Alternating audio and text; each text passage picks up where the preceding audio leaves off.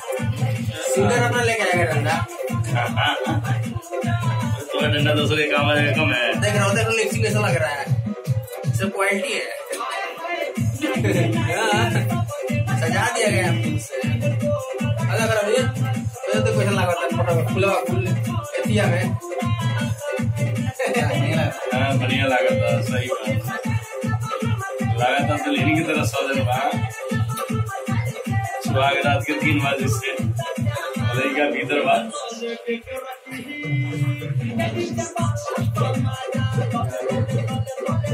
लड़कियों के घुसा दी अंदर। हाँ कैसा लगी ये तो बंद है पूरा चीज।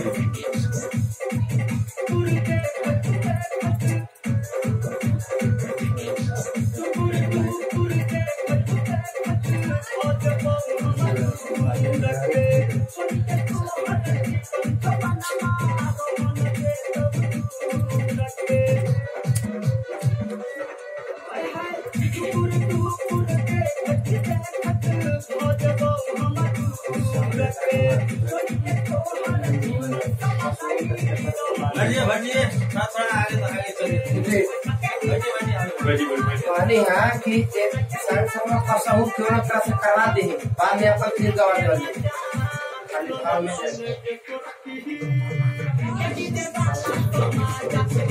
ग्रीन वाला मतलब ये ग्रीन जो दिख रहा है।